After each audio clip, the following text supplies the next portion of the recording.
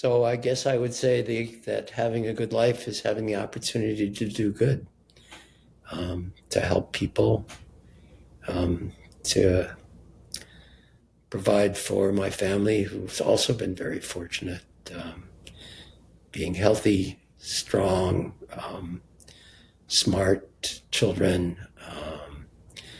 a wonderful, supportive wife, all of which are kind of accidents of luck.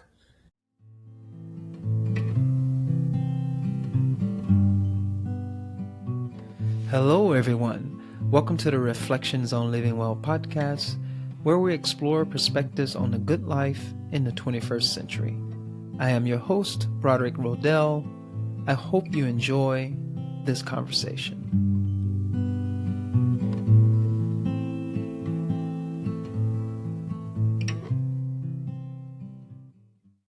Hello, everyone. Welcome back to the show. Today, our guest is Chuck Cowan, MD.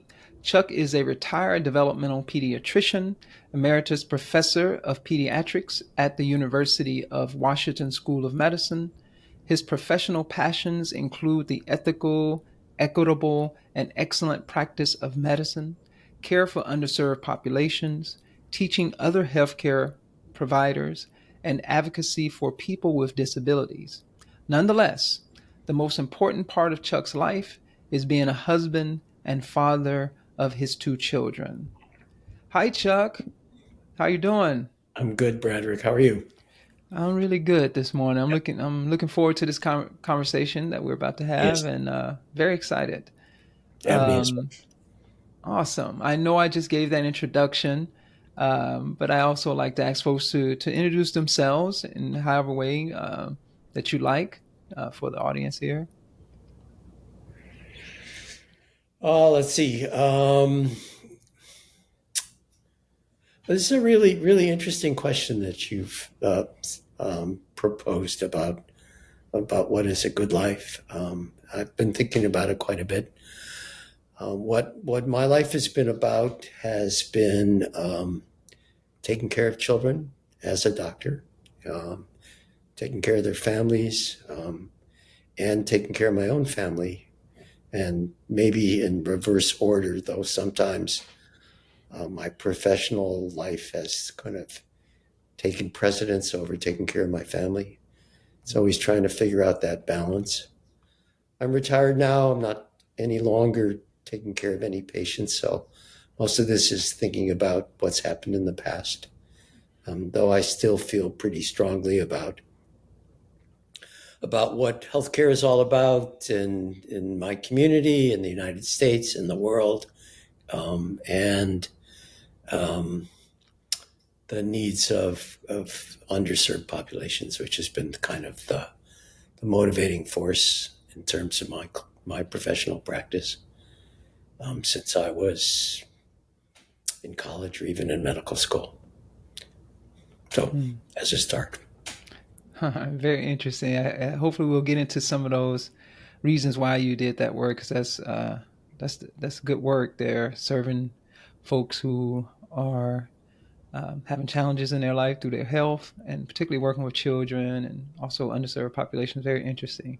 I want to see how that relates to what it means to live a good life for you, or what it means to live well. So I like to ask that question from the very beginning. And then as time goes on, we'll unpack it. So, what is living well for you, or what is a good life for you?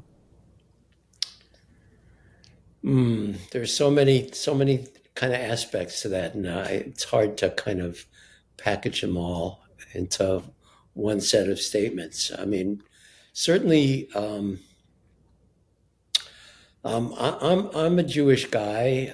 I grew up with being taught that our job in life is to make the world a better place, to heal the sorrows and rifts of the world. And so I think that has been one of my motivating um, life goals, is to somehow make things better for people, make things better for people that have, by sort of random issues, more difficulties in life, whether they've been dealt sort of less generous hand than I've been dealt. I feel pretty lucky. I grew up with an intact family, parents that love me, siblings that love me, the opportunity to get educated in excellent circumstances. And then almost by chance, having the opportunity to be part of a variety of movements that had to do with providing better healthcare for people who are, by dint of accidental birth, having less opportunities. Those things have happened overseas. They've happened in the United States. They've happened in communities that I've lived the majority of my life, which is in Seattle, Washington. So I guess I would say that having a good life is having the opportunity to do good, to help people, to provide for my family, who's also been very fortunate, being healthy, strong, smart children, a wonderful, supportive wife, all of which are kind of accidents of luck, because many folks that I've encountered aren't that lucky for reason of where they live, what their parents were like, what their environment was like, and then how to deal with that fact that there is so much inequality in the world, so much lack of opportunities for so many people, and yet some people not so. Trying to reconcile that has been sort of an ethical challenge. Yeah, I definitely understand that. I think you're making an important point here that sometimes get left out, but I think that you're really emphasizing this point that there are aspects of the good life that we don't have very much control over, and that is the conditions that we were given through our birth, be it you name a few things: a stable home environment, getting a quality education as a result of being in that stable home environment, being born in a society where it's relatively stable, that these things are possible. Is that kind of a piece of what it is that you're saying? Yeah, absolutely true. Yeah, I consider myself a very lucky person to grow up in the time that I grew up, in the environment that I grew up. The world was seemingly a little less cruel than it currently seems, Mm-hmm. which allowed me the opportunity to try to do some good in the world. Mm-hmm. Um, yeah. So your circumstances, the good circumstances that you've had, has helped you, inspire you to want to do good in the world. But I want to unpack that a little bit more, because you mentioned that from the very beginning, that you're a Jewish guy who who was taught that service is important, taking care of others is important, trying to make the world a better place, and I definitely want to unpack that a little bit more. But I want to stay a little bit more on, excuse me, the favorable conditions part of this, and I want to make sure I give some attention to this because sometimes it gets left out. Uh, I do believe that personal agency is an important part of this. Um, but I also recognize that you're saying, some of us are lucky. Some may call it blessed, whatever term one may use. Those things that we had no control over do play a role in having a good life. I think Aristotle kind of mentioned the importance of that was left out of, say, Plato or some of the earlier Greek philosophers. Um, but he wanted to give a little more attention to that sometimes the things that we have, uh, the things that we didn't choose, like our birth, uh, plays a role in what it means to live well, to have a good life. Now, there's a lot you can do with that, and I want to ask you that what are some things that you think a person can do, even though the circumstances of their life hasn't been um, as advantageous as others? Hmm. Um, that's an interesting question. I think it kind of gets at um, how much how much in life is due to the role of the dice, and how much of it is due to one's own agency, what one can do. I don't know the answer to that. I mean, I've met people who have grown up with horrible circumstances and succeeded, and I've met people who haven't. And I'm not sure I'm wise enough to figure out why one person is more successful than another in getting what they need.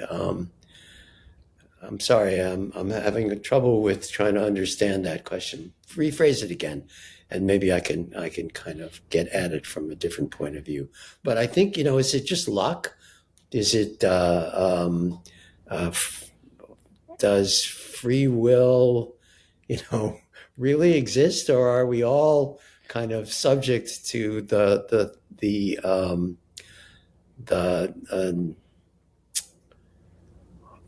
what's been given to us by chance? Mm-hmm. I've spent some time when I was younger working in a refugee camp on the Thai-Cambodian border. It was a long, long time ago, 1982, at the end of the Pol Pot reign. This was a refugee camp for people coming out of warfare.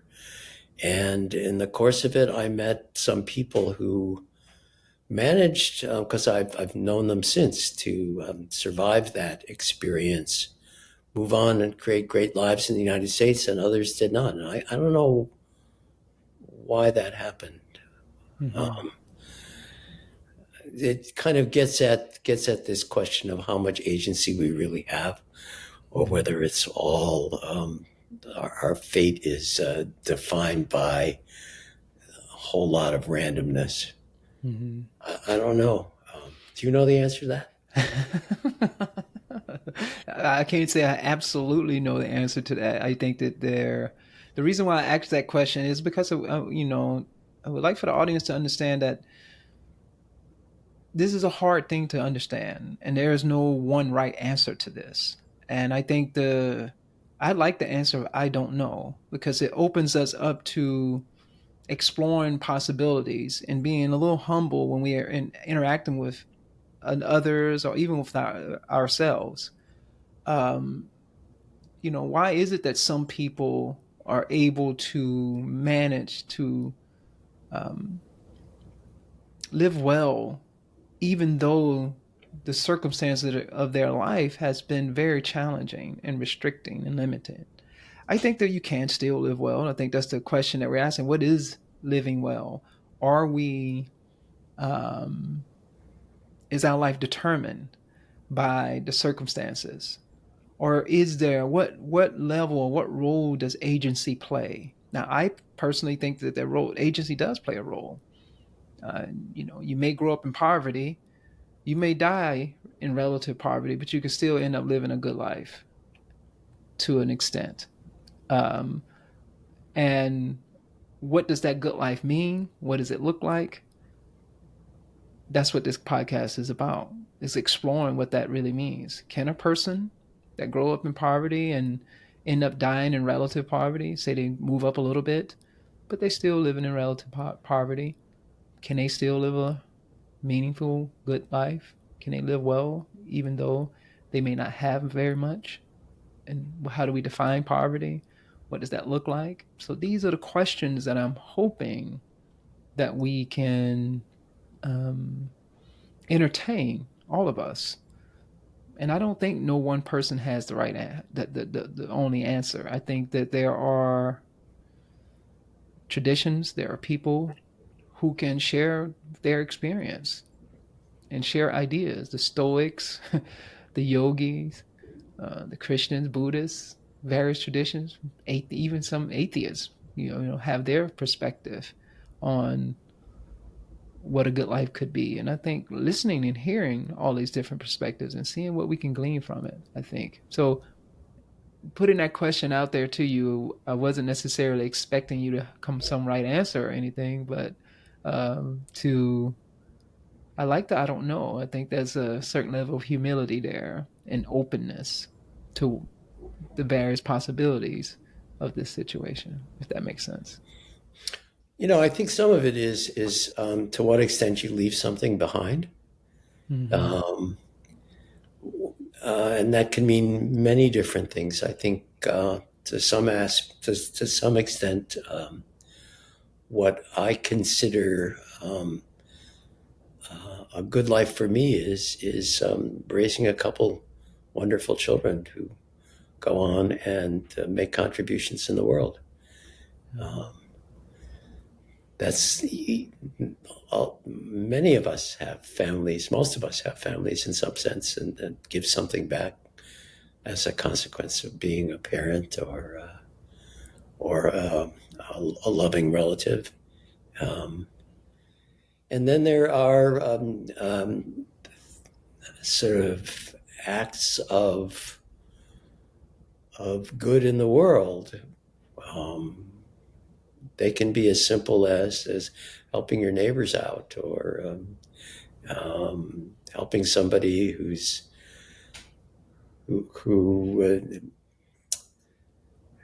I don't know, needs a lift to the grocery store. There are many things, but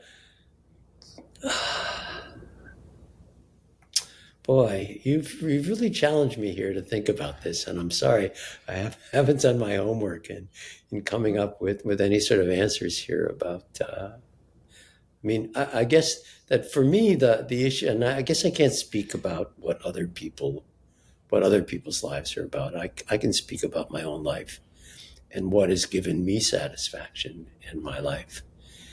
And so a good life for me is waking up every day and being thankful for some opportunities that just have happened almost randomly to come to me. So maybe the agency is making choices when you have an opportunity that appears in front of you, and those opportunities for me that are valuable are helping other people. That's kind of been a motivating force, a motivating factor in my life. Um, does that happen every day? No, it doesn't. But many days, there at least when I was being clinically active, I would have the opportunity to meet someone in some kind of crisis and help them a little bit. Very satisfying, very satisfying. And equally challenging was dealing with the realities of systems that don't work and are oppressive to people, and um, uh, uh, confronting unethical uh, colleagues or situations in the world, or trying to figure out how to deal with that, how to assure that everybody's getting kind of excellent care was another motivating factor for me. Um, so, oh boy, I'm rambling here. It's perfectly fine. Yeah. This is a very challenging discussion, Broderick. No, it's Very challenging great. indeed. That's yeah. That's why we need to have them. Yeah, I guess that's true. Yeah, you know, one thing that you keep bringing up that I just love, I adore it, and for you, it's so central to a good life. It's service towards others, and you're exuding goodness. I can see it in you as you speak to this. That I mean, you've said it numerous amounts of time. Serving someone else, serving. What legacy am I going to leave? Serving my children, serving others. You know, talking about uh, ethical situations in your workplace, and really thinking about that. I'm interested in going back and seeing where this comes from. I know in the beginning you mentioned, oh, I'm a Jewish guy and this is what I grew up learning. Can you tell us a little bit more of where this come from, this mentality that you have of service? And I know you say you've been feeling this way as long as you can remember, but can you think of any things in your life, any situations in your life, or people in your life that kind of help nurture this perspective that you have? Hmm. Well, I didn't grow up in a very religious environment, so my understanding of one of the a tenet of Judaism, which is in Hebrew tikkun olam, which means to make the world a better place, is something that I think I've understood much later in my life than it being an issue when I was young. But I did grow up with kind of a political sense of right and wrong, living through the Vietnam War and realizing how what I thought were America's values really weren't true. Um, Even before that, being involved somewhat in the civil rights movement and watching inequality happening to people um, in the South and African American folks. Um, uh, when I was in college, Martin Luther King came and gave a talk to our class. I remember John F. Kennedy, who was president, being shot and killed when I was a junior in college. Um, when I was in medical school, listening to the daily reports and television about the Vietnam War, spending time in Cook County Hospital in Chicago, which was the hospital for poor people, and seeing the care that they got versus the care that happened at university hospitals. Um, just wasn't right. Just wasn't fair. Things should be equitable. Things should be fair. People shouldn't getting killed for stupid reasons. Life's important. Um, and in some sense, I was pretty angry about all that stuff. I remember, in fact, in my early 20s, kind of being motivated a little bit more by anger than love. Anger at what was happening in the world, anger at politicians, anger at um, the inequities of healthcare for some folks. Um, I'm not sure that I really had a sense in those days that what my job was to try to fix any of that or make it better. More, I was just kind of pissed that it was happening. Mm-hmm. Things weren't fair. Why is that? Why was I lucky and other people weren't? Why did I have a good family and other people didn't? I'm not sure I ever thought about it in those terms, but now in retrospect, it must have had some effect. And So I think as opportunities to try to do something arose, um, both because um, they were exciting to try to kind of be at the edge of things, to be pushing the limits, pushing the uh, oh boy, I'm having trouble with words. Uh, Yeah,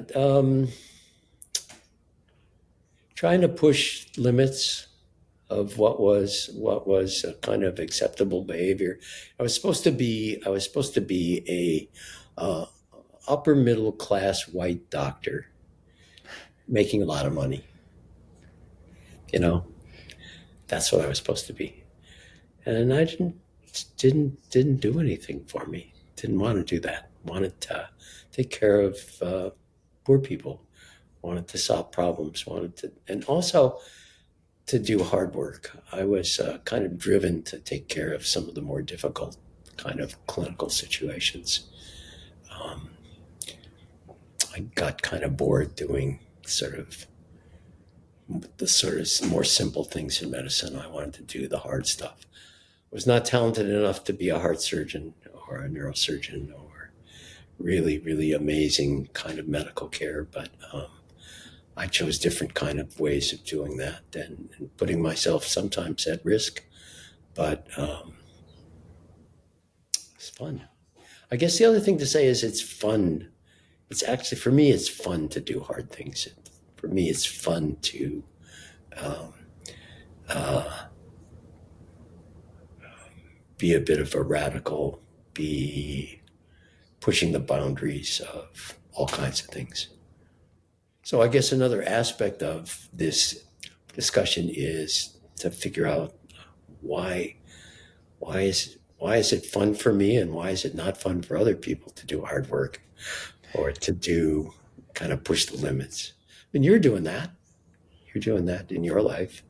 um, and I think that when I look at you and I see the smile on your face, it is because you enjoy doing it. Well, why do you push these boundaries? You could have been, you have a PhD in Chemical chemical engineering. engineering, right? Mhm. And now you're kind of a philosopher and a high school teacher. You could earn a lot of money doing that.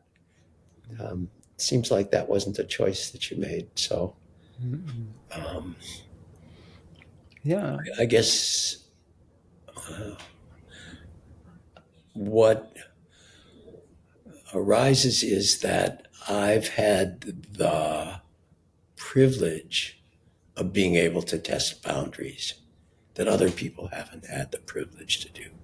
Mhm. I didn't have to worry about making money. Mm. It was built in with my profession. I could make enough money. I never made huge amounts, but I made enough to live a very comfortable life.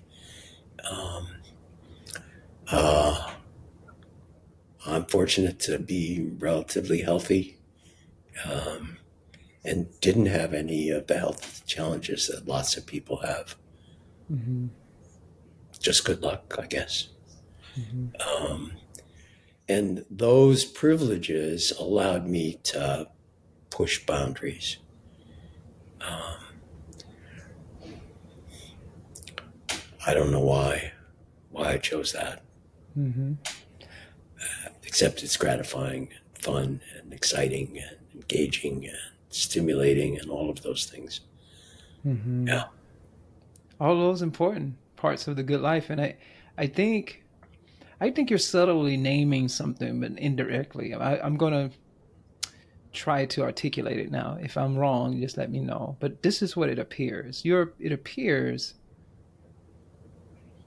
that there's just something inside you, because you jumped to college, you jumped to the situations that were going on at that time when you were growing up in your environment. Um, but there was just something inside of you that's saying this is not right. And even though you didn't grow up in a very religious home, now I'm assuming that your parents uh, were ethical folks. I'm assuming, uh, and but there's something innate in you, because I do believe this. I do think there some of us come here with a drive that's inexplicable. I know for me, I can remember from being a child, I've always had this desire towards good. Very similar to you, like you see something wrong, you're like, no, that's just not right. Now, even though I had circumstances and even though I've done things that were not right. Of course, as a human being, fallible human being, I've done things that I didn't necessarily were not in line with my values. Now that's how I'm articulating that now. But there was always this moral compass in me that I just, as long as I can remember, even as a young child, there's this drive towards the good in me. Um, Even though I failed along the way, and I'm probably going to continue to fall, and not intentionally, of course, but there's this inner motivating factor, and it's very similar to you. It's fun. I love the challenge of it. I like pushing the edge. I think that there's some of us that come with that kind of drive. Does that sound like that's something that's in you? That it's just something that you can just remember, but don't know what sparked it? Yeah, I think that's a fair summary of it.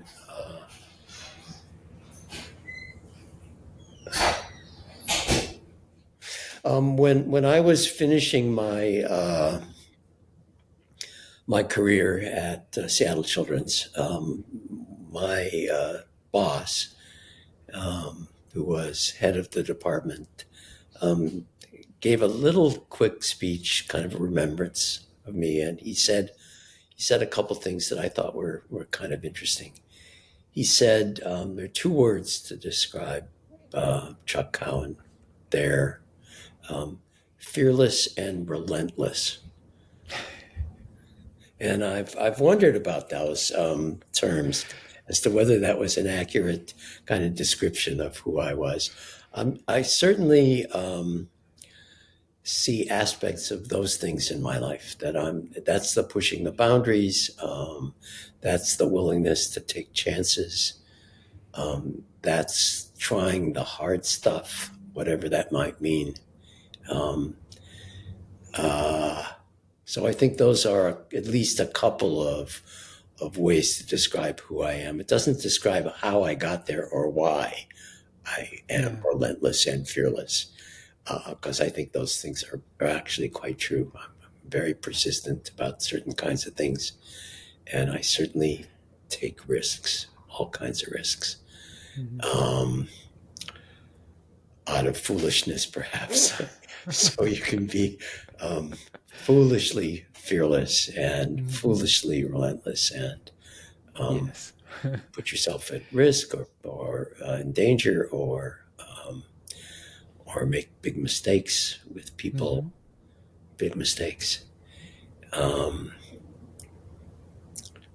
But I don't know how that happened, why that happened. Some of it may be, if in a grander sense, because I want to do, quote, good in the world, heal the world in terms of Jewish terminology. But maybe it's just selfish desire for excitement,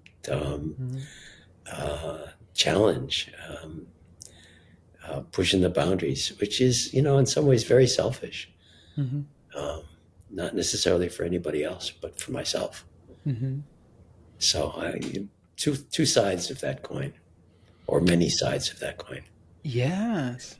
I think it's really so far you've mentioned some things that are, and you keep coming back to these things to emphasize that, okay, we're born with our genes, and that gives us a certain leg up or down.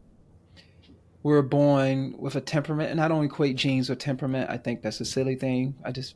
But whatever. And I think the world is starting to not just equate psychology and qualitative ways of being just purely with genes. Thank goodness.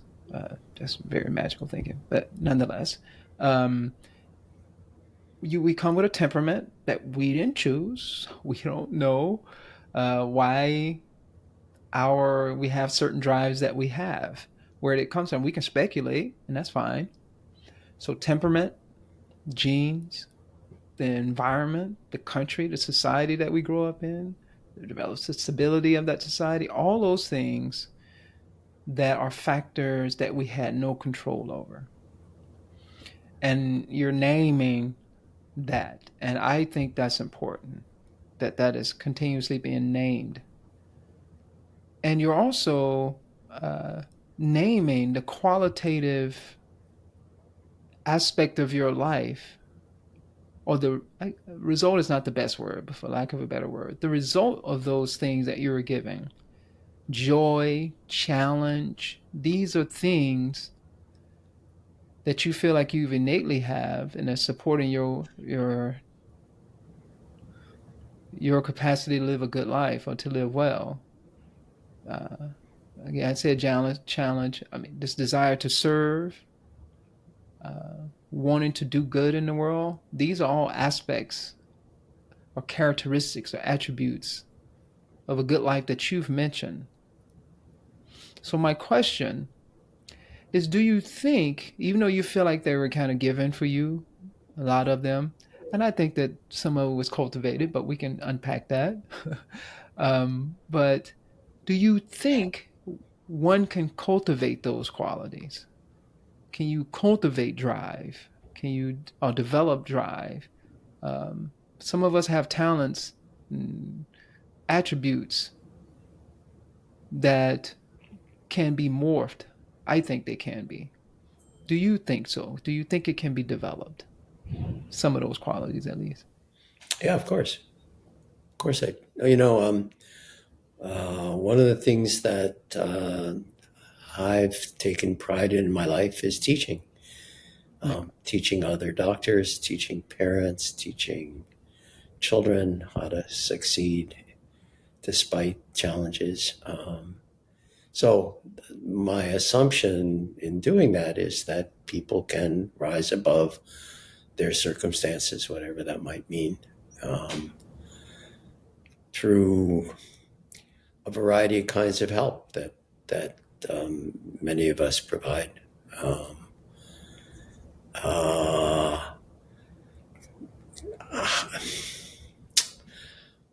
Certainly, we can know people from history or books that we read who have risen above whatever their circumstances are,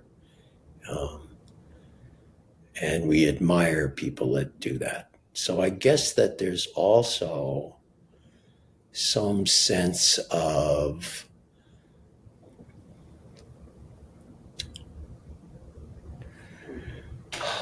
some sense that that the ability to do that, the ability to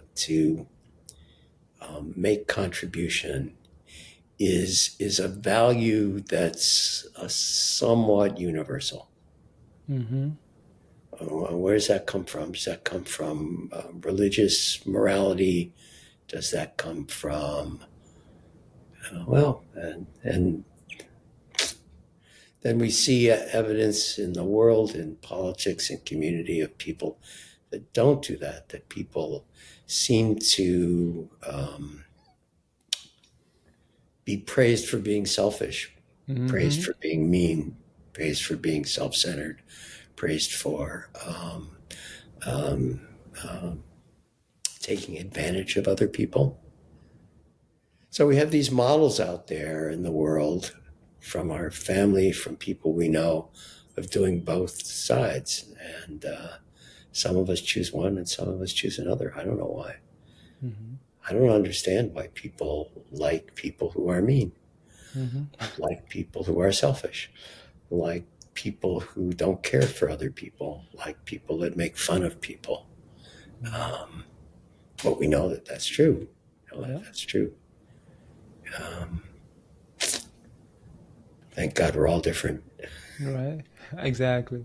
I'm with you. I think that I don't understand it either. And I mean, I can understand it. I can go and study it in psychological behavior and understand where certain behavior patterns may come from, and et cetera, et cetera, et cetera. I can make sense out of it. But I think at least what I mean when I say I don't understand it, I just couldn't do it. I have no desire to want to cause harm to another person. And I think it can be taught, even though I have that. It feels like it innately, as long as I can remember this desire. But I'm with you. I consider myself an educator, And I think that these things can be taught. And I think it's our duty, our job, to try to share and do that in the world, share with others the possibility of looking and framing the world in a different way, to have a different narrative, a different story about the world. I came here with this drive, so it's my duty, my dharma, my responsibility to live that vocation. And that's another important part of the good life I think you were bringing up too, is finding your purpose, which is different for each one of us. And that purpose is related to our temperament, our innate drives that we don't know how it will manifest itself. It's not necessarily a purpose to be a doctor, but your purpose to serve and challenge boundaries the way that you have, the way I'm looking at it, I'm interpreting it. Is an important part of making it fun. Because if you would have just did something else completely different, it probably would not have been fun. And because, you're going against this innate drive inside of you, this passion inside of you that's indescribable. And to live a good life, I think it's important to try to find that. We can find that in ourselves, whatever that drive is. And then we can also, I feel, learning from you and the things that you're saying, we can develop characteristics to help support the drive that we have, to mitigate harm that we cause to others. There are people who are born, they tend to be priests, monks. You can be a priest or a monk and be an atheist, so it doesn't have to be religious in terms of belief in a particular God. But there are people in the world who are just motivated towards the good. And it's their job, it's their service to remind all of us of that, and to remind us there are important qualities to cultivate and develop if it's not innate in us. And there are things in society, there are drivers in society, particularly when you live in a society where that values aggression and violence and meanness, selfishness. We have to push against that. And there are people who have a responsibility to push against that, not just in, say, teaching or doing their profession, but just in the way that they live. Does that make sense to you? Is that in line with some of the stuff that you're saying? I'm just trying to glean from the things that you've mentioned and try to embellish it a little bit with my interpretation. Does that No, sound? absolutely. I mean, you're asking this question: why do some people choose to choose to not be mean, choose to not be self-centered, to choose to not be selfish, choose to want to help other people? I don't know. I don't know why that is. Right. I mean, to some extent, for me, it is about having certain privilege that didn't force me to do other kinds of things. Yeah. So I was raised in an intact family. I had opportunities for education, and those privileges allowed me to make certain choices Mm-hmm. that some people who, for whatever reason, didn't have those choices to make. Despite that, as you said, we've all met people in very challenging, difficult circumstances who have chosen to do small things to help their neighbors, to help their family, to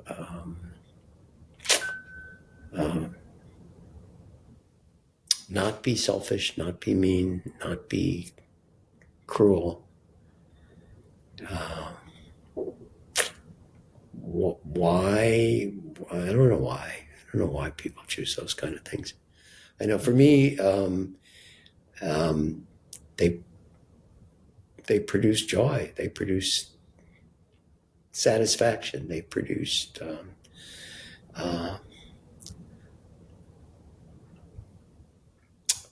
good day. Went to bed, was a good day. Did something nice. Yeah. It's a good day. Awesome. You know, why was that? What's that drive about? I don't know. It's what it is. Yeah. But it is that balance. Is that balance between some opportunity? So you say how to teach that. Some of it does require having some justice in the world. Mm-hmm. Does require that some of the barriers that prevent that for some people are removed. So justice is an important thing to have in the world. Mm-hmm. And in unjust parts of the world, people don't have that opportunity to do good as easily as I've had. Mm-hmm. Okay. Yeah. So that gets back to those questions of equity, justice, equality in the world. I believe in those things. Mm-hmm. I believe that everybody should have the same opportunities that I had growing up. Mm-hmm. And so part of my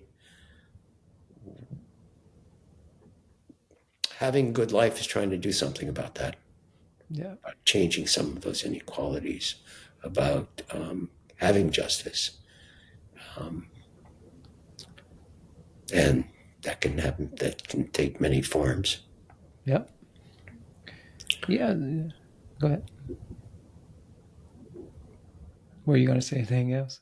I'm rambling here, so No, sorry. no, it's fine. These are hard questions that you've raised here. Yeah. But yeah, why do some people want to see justice in the world? Mm-hmm. I don't know. I try to understand. I'm trying to understand in America these days, people that seem to support selfishness and meanness and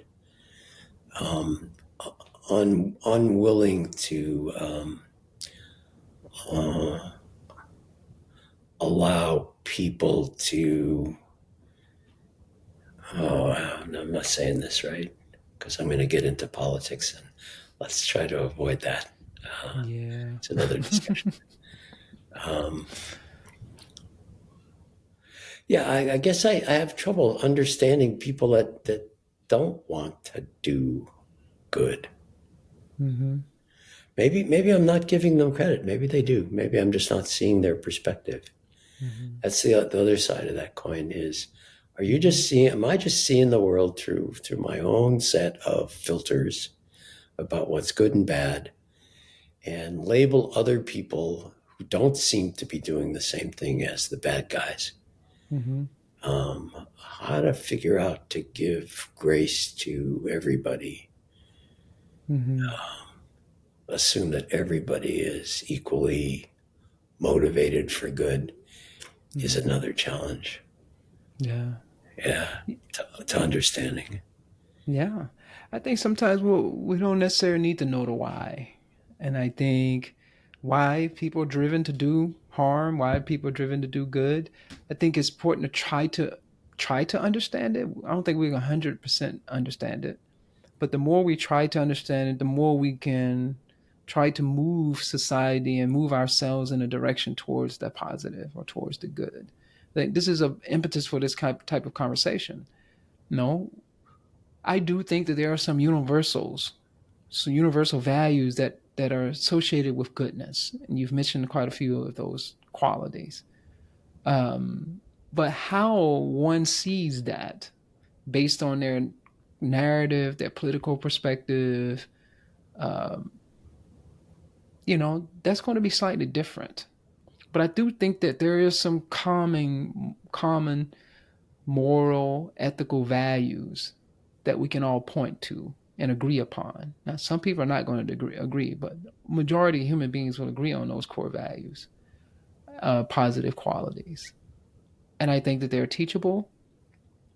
And I think that an important part of education is creating those favorable conditions.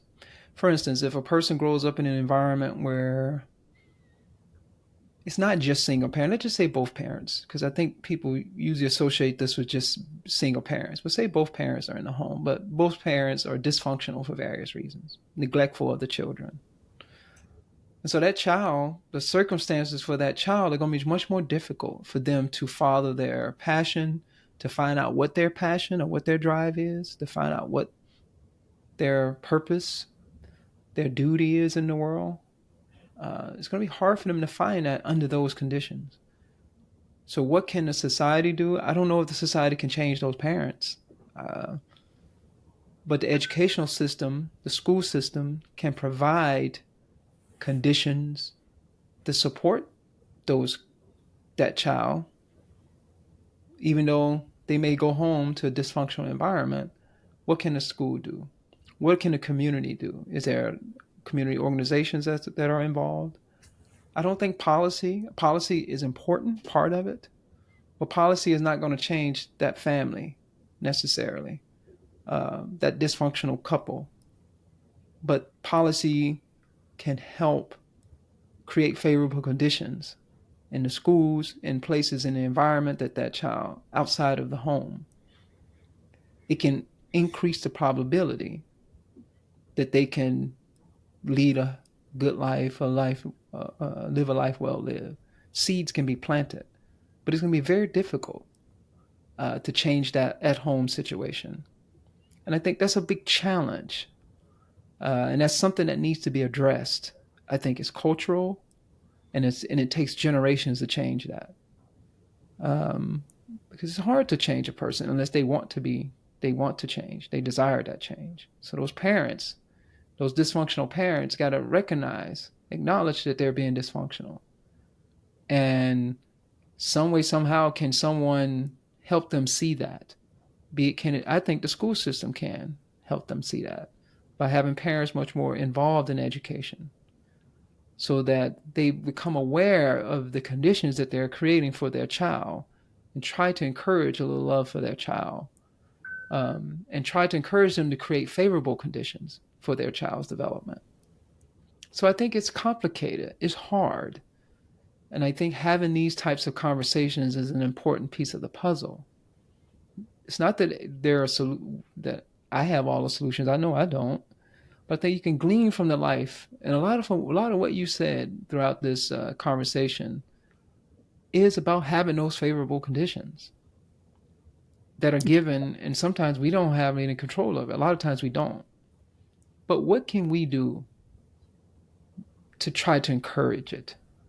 And I think having these conversations, talking about the importance of having a stable home. I think you can have a stable home even with a single parent, if you have a loving community that's going to support it. That the children growing up in that quote unquote single parent home. And so I think that's possible as well. It's just that the important thing is the stability that encourages favorable conditions for a human being to live a life that is good and that are in line with those qualities that you mentioned earlier. Do you agree with that or disagree with that analysis? Well, I definitely agree with that. I mean, but it doesn't get at solutions about what to deal with the fact when it doesn't happen. Yeah, exactly. Where if you pick up the newspaper these days, you encounter horrors around the world. Yep. The awful war that's happening in the Ukraine, and the horrible devastation that's happening in the Gaza Strip right now, and the horrible things that people in Gaza did to Israelis. This kind of level of brutality in the world is so hard to kind of wrap your head around. Mm-hmm. Why are people so mean? Why are people so cruel? Why are people so selfish? Why are people so driven by power and all kinds of, oh, I don't know. It's just exhausting thinking about it, and it Mm-hmm. really makes you very sad. Yeah. I mean, maybe this, you read history, this is the way it's always been. Mm-hmm. People have been fighting each other for, humans are clearly biologic creatures that have incredible flaws. Yes. We're polluting the world, we're destroying each other, we're Yeah. filled with hate and meanness and selfishness, and Yeah. wow, it's exhausting to just think about it. It's Yeah. so damn sad. Mm-hmm. On the other hand, constantly meeting people who go to an extra mile to help each other out in some way, uh, Yes. filled with love, filled with compassion, filled with decency about them, each in their own little way. So that gives you hope. That you know what taking care of children my whole life as a doctor has taught me that there's endless possibility, and our job is to take away the barriers to all of those possibilities, whether that is better health, whether that is uh, um, better schools, better streets and neighborhoods, better jobs and opportunity. And many of us deal with all of those things. So we can make lives better. That doesn't really get at the question of why there's so many bad guys out there also. And, Yeah. um, you know, that's not, it's not my job. Not my job to fix them. I do Yeah. what I can do in my environment, with my people, my opportunities. Um, uh, take the privileges that I was handed to randomly and make sure that they are um, handed back in equal measure. Um, that's what I can do. And for me, that becomes a good life, a life well lived, if I can do those kind of things. Um, I guess I can't understand why other people don't want to do the same kind of things. Maybe everybody does in their own way. They just kind of see the world in a different way. Mm-hmm. But if they end up acting out in mean and selfish and non-generous ways, um, I'm they're not going to be my friends. They're not going to be people I admire. They're not going to be people whose values I support. Which of course can bring me into conflict with a lot of people, but that's not. Yeah, it's my. Yeah, sorry, No. rambling again. No, it's all good. I think this is a good way to close, actually. I think I was going to ask you, what would you leave for the audience? I think that was great. I think there is hope. There is, there are things that, even though we may not understand why people do the things that they do, but there is hope.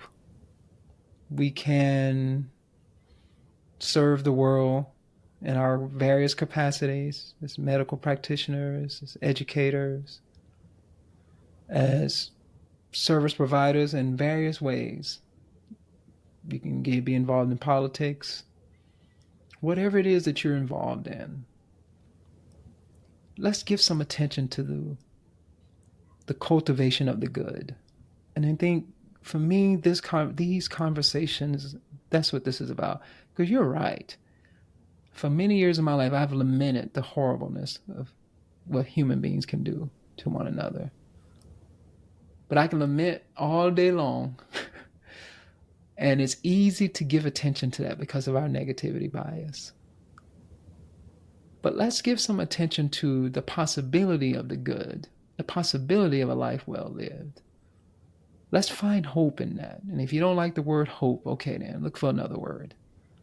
Let's explore the possibility. And if we can bring the human mind, the listeners, I know this for myself, I hope for you, if we can bring our mind towards that which is possibly good, that which is possibly well, and just feed our minds with that, maybe we can take that in and exude that in the world. Maybe it can inspire us to take our lives and activate aspects of our lives that is good. Make us reevaluate aspects of our lives that are causing harm towards others. So I think what you shared today is very important. And you kept reminding me, I hope the audience is reminded of, you used the word luck, but to remind us that there are conditions that we don't have control over, and there are some conditions that we can mold and shape that are favorable for a life well lived. And what can we do for the future generations? What can we do for children? Through education, through whatever, through policy. And when I say education, not just educating children, but educating parents, adults. Education should continue. We can continue to evolve. And I think that that's important.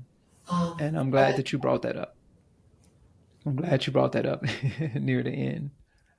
Sorry. So I know, I understand. We're closing now. And do you have any final words? Actually, just to thank you, Broderick, for doing these discussions. I think it's a really wonderful contribution that you're making. It's certainly, for me, has provoked a level of thinking that I hadn't done for a while, or ever, perhaps never put it, certainly not in those terms. So I want to thank you and for the effort that you've made. I wanted to also thank you for the years during the pandemic that you provided some instruction and meditation for me and my wife that we really valued tremendously. So trying to understand myself in a spiritual sense, trying to understand myself in terms of finding a level of peace inside me, which is something that hasn't always been there, because I've been kind of an angry, disappointed guy in the world, and trying to find a way to be less critical, less honest, less satisfied. It's kind of that balance between being driven to do things and unsatisfied with the world, and yet there's a negative aspect to that. Trying to find that balance is something that you've helped me do. So thank you for doing this. So Chuck, this has been great. I've really enjoyed this conversation. It's really good to meet someone who's so dedicated to service and so dedicated to doing good in the world. And it's very admirable, and this has been great. I hope the audience has gotten as much as I've gotten out of this conversation. So thank you for the work that you've done in serving for such a long time. And I really appreciate this conversation and look forward to talking with you more offline.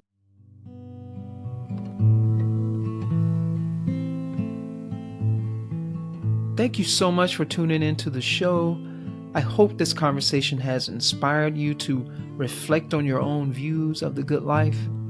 If you enjoyed the show and want to hear more inspiring and thought-provoking conversations, please follow, write a review, and rate us on your favorite podcast app. If you are tuning in on YouTube, please hit that like button and subscribe. Your support is very much appreciated.